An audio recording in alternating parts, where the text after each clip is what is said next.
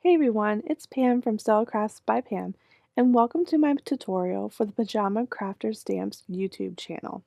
Today we're going to be featuring a beachy sunset card that's perfect for anyone who loves collecting tumblers, loves the beach, or has a summer birthday. So let's dive in on how to create this card.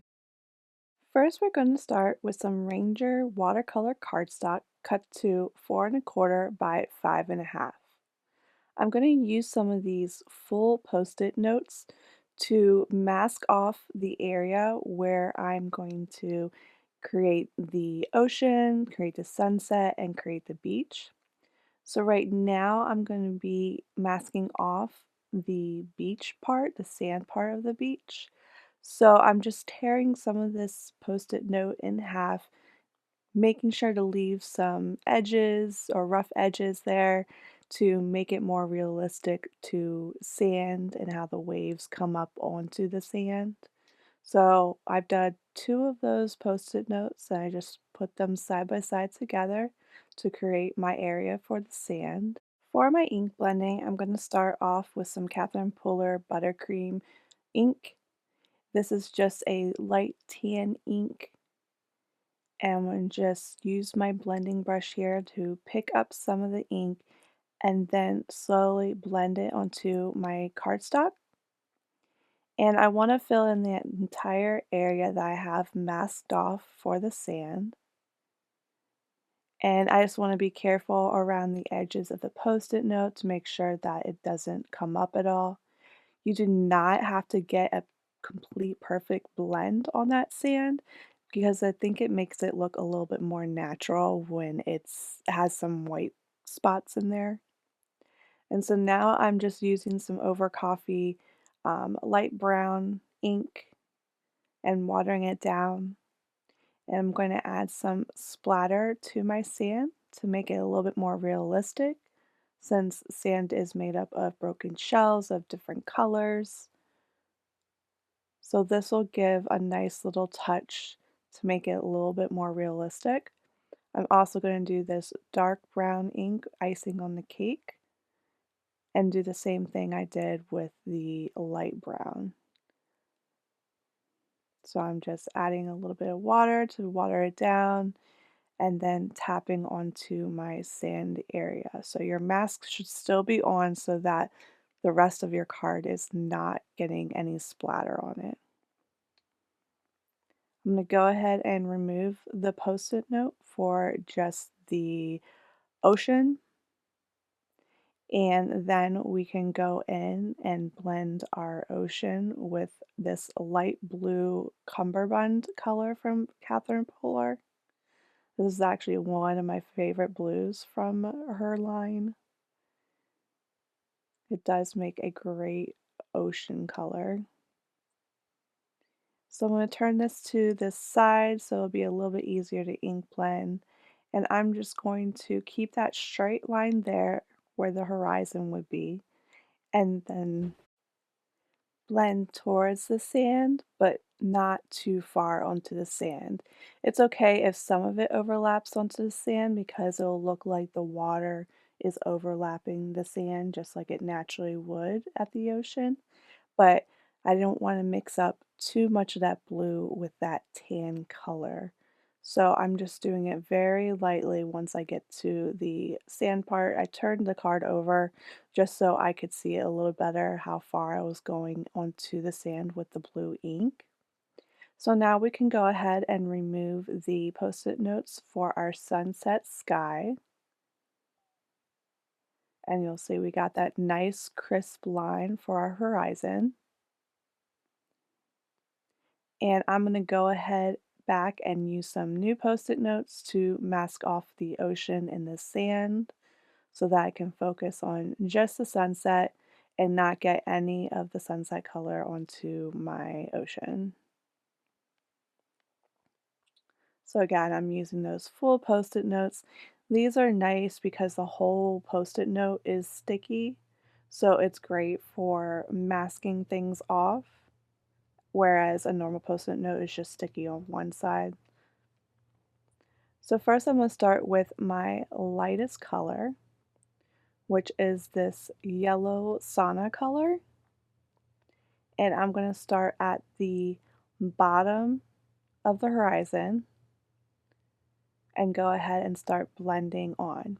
Now, in this video, I'm actually using a different type of cardstock than Ranger watercolor cardstock, but what I found is that the blend wasn't as smooth and, you know, as well as it was when I did use the Ranger watercolor cardstock to make the sample. So that's why I mentioned just go ahead and use Ranger watercolor cardstock for yours. But I went ahead and with my yellow, it looks kind of splotchy now, but it'll even out over time. So I did the yellow, then I'm going to do the purple, and then I'm going to go in the middle to do the pink. And this is where it really got splotchy. And I think a lot of it's because the bristles on my brush were a little bit rough from being washed previously. But I keep working at it and going back and forth in between all the colors. And eventually it kind of evens out to where I'm happy with it. But I do feel like it would have looked a lot better if I had done it on Ranger watercolor cardstock. So here's that reveal. And this is when I notice when I take the post-it note off that there is a little line there that I missed when I was placing down the post-it note. So I'm just going to go back in with that yellow to fill that in, and it just looks good as new. Next, we're going to use some Express It blending cardstock to do our stamping. We're going to use this Beach Hut stamp set from Pajama Crafter Stamps. And first we're going to go ahead and stamp our seashells using some alcohol marker friendly ink. And then I'm just going to flip that cardstock over so I can go ahead and stamp them a second time since we're going to be using 3 seashells. So now I'm going to go ahead and heat set that just to make sure that it's nice and dry before I start Copic coloring. So for my Copic colors, I'm using some pinks and some purples. So I'm going in with a darker pink first where I think the shadow should be, and then I'm blending it out using a light pink. And then I'll just go back in and add that darker pink in for some added detail. And then we'll do the same for the purples. I'll go in with my darker purple where I think the shadow should be, and then I'll blend that out with my lighter purple and then go back again and add more detail with the darker purple. For the last seashell, I wanted to mix the two colors together. So I went in with my darker pink and then I blended that out with my lighter purple color. And then I go back in with the pink again just to add some extra detail. So it just gives me this nice magenta color. And then I just go in and fussy cut those seashells with some fine tip scissors and use this bone folder here just to smooth out the edges from cutting. Next, we're going to use this adult sippy cup die from Pajama Crafter Stamps. I just have this printout with it to help me determine what pieces need to be what colors. And we're going to be using this Luxe glitter cardstock and some brushed silver cardstock as well as white cardstock to cut out our pieces. Now we're going to use some liquid adhesive to adhere the pieces together to make our cup.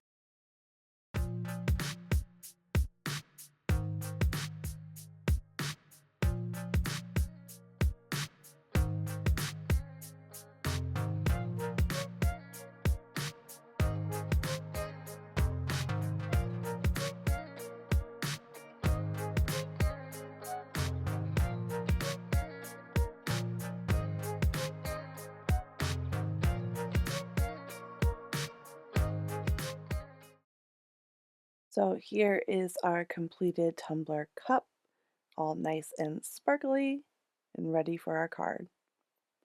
So going back to our background, I'm going to pull this wonky stitched rectangle die just to give a little bit of movement around the edges of our card panel, as well as that added stitched detail. Next, we're going to go ahead and add our sentiment to our background panel.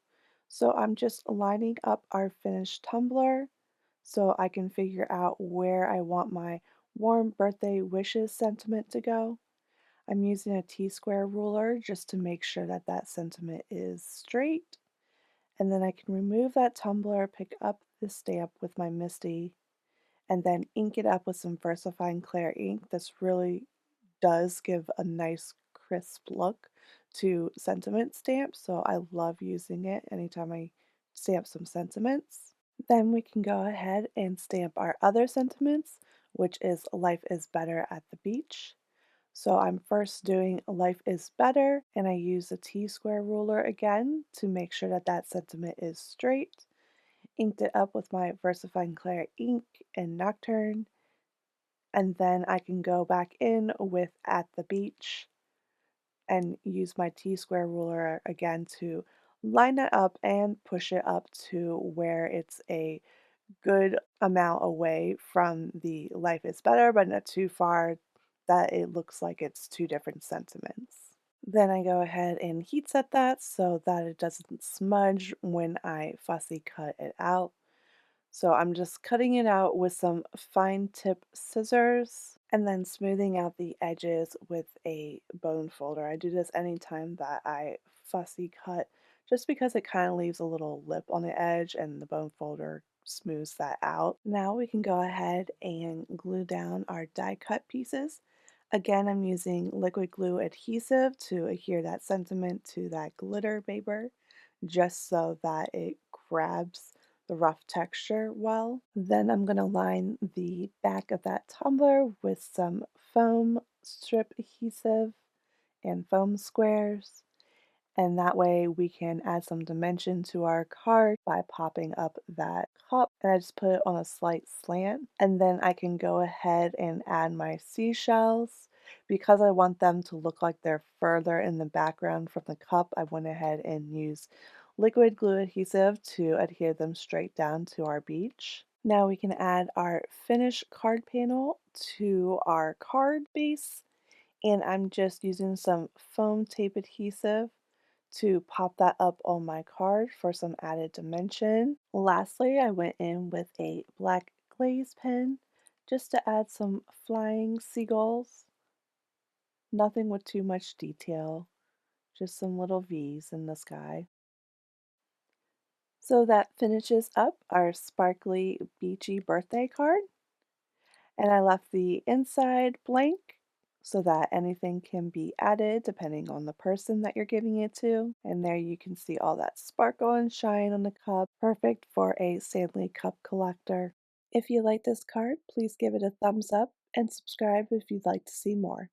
Thanks so much for watching. I'll catch you guys next time. Bye!